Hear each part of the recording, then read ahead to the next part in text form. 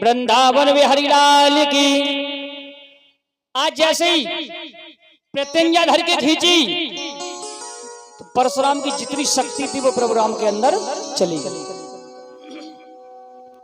अब तो हाथ जोड़े घोटनों के बाद ठाड़े, प्रभु हमें क्षमा कर दो, तुम्हें पहचान ना पाया, अब इतनी कृपा कर दो, हमें थोड़ी सी शक्ति दे दो जिसे पाकर के हम मंदराचल पर्वत तक चले जाएं।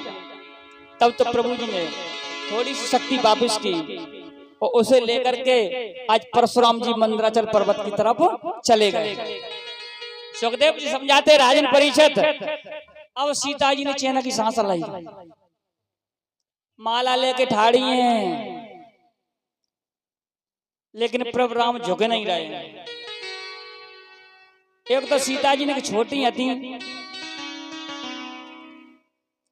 ऊपर से प्रभु राम जी के पैरों में चरण पादुका थी, तो 4 अंगुल और ऊंचाई बढ़ गई। ऊपर से मुकुट लगा हुआ है तो 1 बिलान और ऊंचाई बढ़ गई। अब सीता जी छोटी हैं, कहा करें,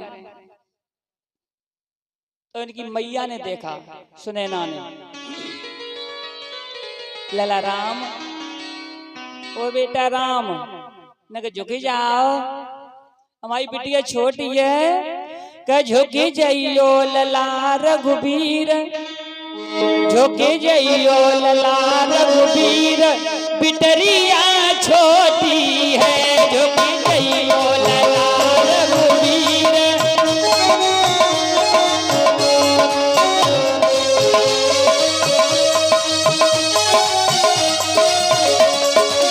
छोटी है लालो, छोटी है, छोटी है लालो, झुके जाइयो लला रघुबीर, लली मेरी छोटी है, झुके जाइयो लला रघुबीर।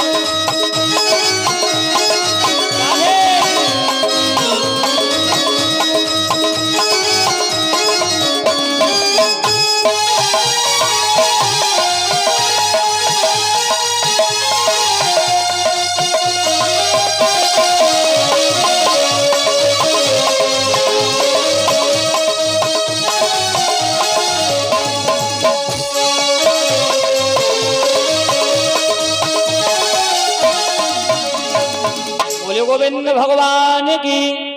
आज हमारे बलबीर भैया जी 51 रुपए से हमको सम्मानित कर रहे हैं, प्रभु से प्रार्थना है इसी प्रकार भक्ति की तरफ कदम बढ़े, लक्ष्मी मैया हमेशा घर पे विराजमान बनी रहे। बोले गोविंद भगवान की। नाय झुक रहे प्रभु राम, सीता जी कह रही हैं कजू कर ले, झुक क्यों नहीं रहे, वो जानते थे यहाँ पर देश देश के राजा बैठे हैं, अगर नेकों में ने गर्दन झुकाई तो ये समझेंगे वो राम वो झुक के नमस्कार कर रहा है, इतना थे। लेकिन विचार करना, यही प्रथा आजकल नहीं चली आ रही है, बरमाला पत्ती है ना, ऐसी गर्दन करके ठाड़े आ जाएंगे, संग के कहेंगे झुके मन जाइए, अगर तू झुका तो सब जिंदगी झुकने पड़ेगा, और जी कहा था तुम झुकोगे, सात वामन को ऐसा भजन हो तो है झुकोगे, मुर्गा की नहीं कुकड़ू कू करोगे, जो कहेंगे सो करने पड़ेगा, विचार करना।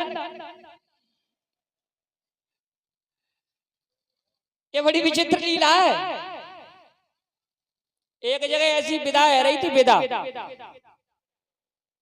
सो विदा में तो आप लोग जानते ही हो, जब घर से बिटिया की विदा होते हैं तो हेतुबंद रिश्तेदार हैं, मौसा मौसी बुआ फूफा फूफी जितने हो तो सभी रोता है।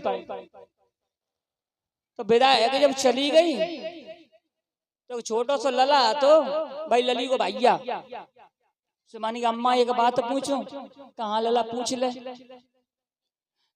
कि जब जीजी की विदा भाई तो हम रोए, तुम रोई, बुआ रोई, फूफा रोए, मौसा मौसी शिव रोए, लेकिन जीजा काहे न रोए।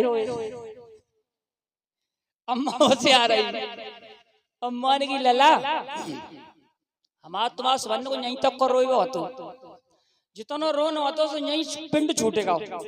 अब आज के बाद ते जीजा को रोए वो चालू हुए, बोले अम्मा वो कैसे? कहते कि ब्याल हमारे पर की गई और पहुंचना मक्खन पर सोई कहेगी मोई पेप्सी पियाए तो गर्मी लग रही है। घर पहुंचेगी साड़ी ले आए दो, जी ले आए दो, वो ले आए दो, फिर अरगदा झरगदा दो चार लली लला होंगे तो सिर्फ जिंदगी में रोई वे में चली जाएगी। विचार करना तो मत झुको। अब ये कहते हैं कि जिंदगी भर झुकना पड़ता है और झुकना चाहिए। इनके सामने जो झुक गए तो मामला बन जाएगा और नया को तने गए तो 112 नंबर पर फोन कर देती हाल तो मुड़े के बारे बैठे रहे हो। मैं सच बता रहा हूँ भाई लोगों, तुम्हारे पास कोई लाइसेंस ना तो इनके पास लाइसेंस है। तुम संघ में जाइयो, इनके पति पत्नी संघ जा रहे हो बीच चौराहे पे ठाड़े है जो कह दीजिए मैं पति ना जी मुझे छेड़े रहो तुम्हारे पर उठेगी तो खूब कहिएगा भाई ये पत्नी कोई माने को तैयार ना होएगा।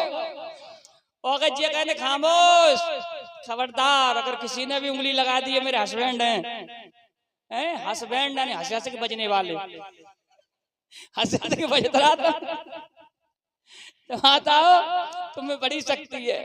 सच बता रहा था समय तुम्हारे हाथ जोड़े रहता है। हाँ कृपा बनाए रखियो।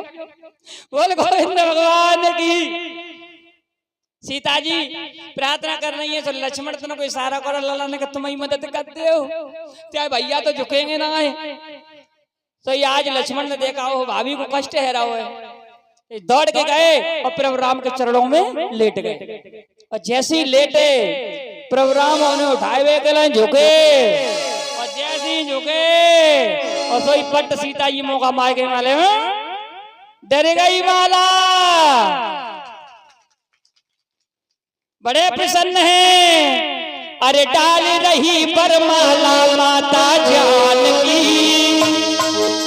जानकी जय बोलो राजा राम की। ओ डाल रही बरमाला माता जानकी जय बोलो राजा राम की।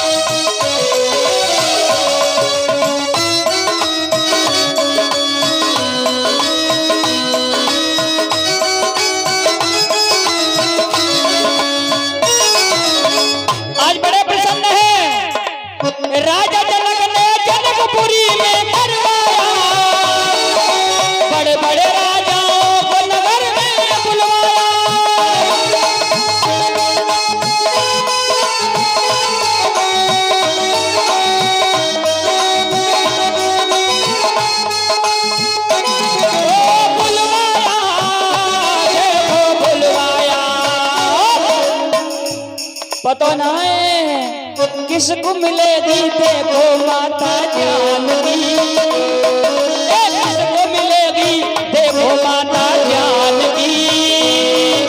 जय बोलो राजा राम की।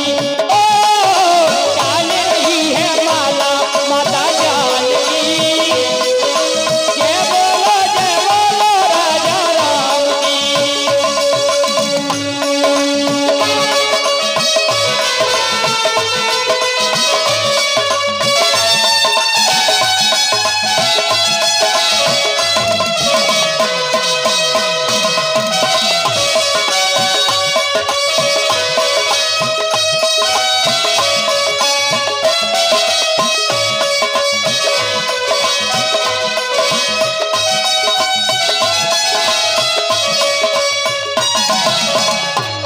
प्रसन्न सीता जी डाल के माला सिया ने राम को पाए हैं जन्म जन्म के भाग्य सिया ने जगाए हैं।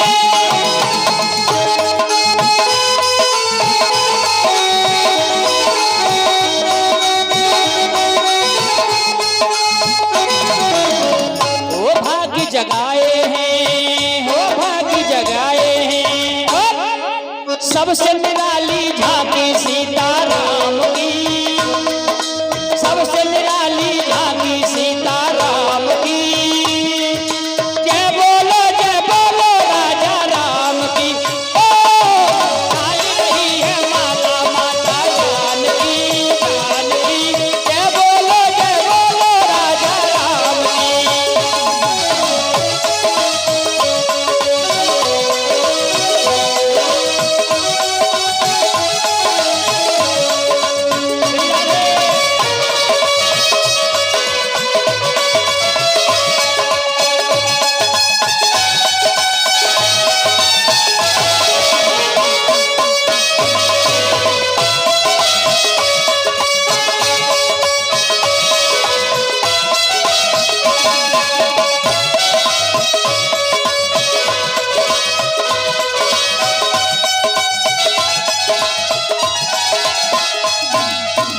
बोले गोविंद भगवान की। आज बड़े प्रेम के साथ में जब जयमाला पड़ी, महाराज जनक बड़े प्रसन्न हैं।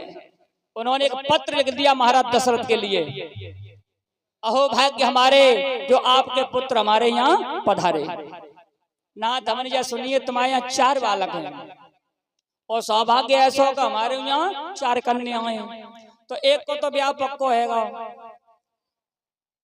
3 और बची हैं, तो 2 कुंवर तो तुम्हारे यहाँ है ही, 2 तुम्हारे पास आए। तो महाराज हाथ जोड़ के प्रार्थना है आप आए बारात लेकर के और विधि विधान के साथ में अपने 4 ललाओं को ब्याह कर ले जाएं। एक ही मंडप में हमारी 4 बेटियों को ब्याह हो जाएगा, 4 ललन को घर बस जाएगा, हमारा खर्च बच जाएगा। 4 बार अगर मंडप सजाएंगे तो खर्चा बढ़ेगा। आज महाराज दशरथ को पत्र मिला, बड़े प्रसन्न हुए, बड़े प्रसन्न हुए। आज बारात सजा करके लाए, जैसे जनकपुरी में आए हैं, बड़ा सुंदर तरीके से आगमन किया है महाराज जनक ने। लेकिन आते ही आते महाराज दशरथ ने जनक जी के पैर छुए। कितना सुंदर भाव है, क्या शिक्षा है। देने वाला हमेशा बड़ा होता है, जो देता है वो बड़ा होता है। इस नाते महाराज दशरथ ने महाराज जनक को प्रणाम किया, पैर छुए। नाथ आप बड़े सौभाग्यशाली हैं, हम तो भाग्यशाली है, हमारे बेटा ही बेटा है, लेकिन तुम सौभाग्यशाली हो जो तुमने कन्याओं को जन्म दिया, जो आज हमारे घर की शोभा बन रही हैं और हमारे वंश की परंपरा को बढ़ाएंगे। वास्तव में बेटी वाला बड़ा होता है, बेटे से बेटी वाला बड़ा होता है। तो इसलिए कहते हैं बेटी आओ, तुम बड़ी सौभाग्यशाली हो, जिस परिवार में तुम्हारा जन्म होता है उस परिवार में लक्ष्मी की कोई कमी नहीं रहती। विचार कर लेना, हमारे बुजुर्ग जानते इस बात को। और कहावत भी है, बिटिया चाहे कितने गरीब की क्यों न हो, लेकिन वो कुंवारी नहीं रहती, परमात्मा कहीं ना कहीं से व्यवस्था उसकी कर देता है। और बेटा मैंने देखे करोड़पति का रड़ुआ डोल लाए, कैसे ब्याह हो जाए, लेकिन ब्याह के लाले बच जाता है, बिटिया किसी की कुंवारी नहीं रहती है। तो बड़ा सौभाग्य होता है। और जिस घर में कन्या नहीं होती उस आंगन का पवित्रीकरण भी नहीं होता, क्योंकि कन्या का कन्यादान करना जीवन में अनिवार्य होता है। विचार करो, हमारे यहाँ कोई नहीं है तो हम एक माँ के जाए 8 भाई है, ये भी बता दूं, और सबसे छोटो मैं ही हूँ, उससे भाई भैया बहन कोई ना थी, तो बड़े परेशान। अब माताजी पिताजी भी गुजर गए, तो हमने ठाकुर जी से प्रार्थना करी, हमारे लला की शादी भई, तो हमने प्रार्थना की नाथ ऐसा करियो कि हमारे घर में नाथ ने आ जाए, और नाथ ने आ जाएगी तो मैं बहुत तगड़ा भंडारो करूंगा। तो ठाकुर जी ने सुन ली, पट नाथ ने आई गई। हाँ, और जो नाथ ने आई तो ठाकुर जी की ऐसी कृपा। अभी मैंने 2 अप्रैल से कथा की थी, 8 दिन की कथा की थी, और 8 दिन भंडारो। कथा सुनो और पूरा खाओ तब घर को जाओ, क्योंकि ये इससे बहुत अच्छा भाव बनता है। कथा सुनने के लिए पता नहीं कहां कहां से लोग आते हैं, और भंडारे वाले दिन बे नहीं आए पार। तो अगर इस तरीके की व्यवस्था हो, एमपी में बहुत होती है व्यवस्था, प्रतिदिन भंडारा होता वहां, रोज कथा रोज भंडारा, तो ये नियम बन जाए। और ज्यादा बजट वही लेता है, ज्यादा बजट नहीं बनेगा तुम्हारा,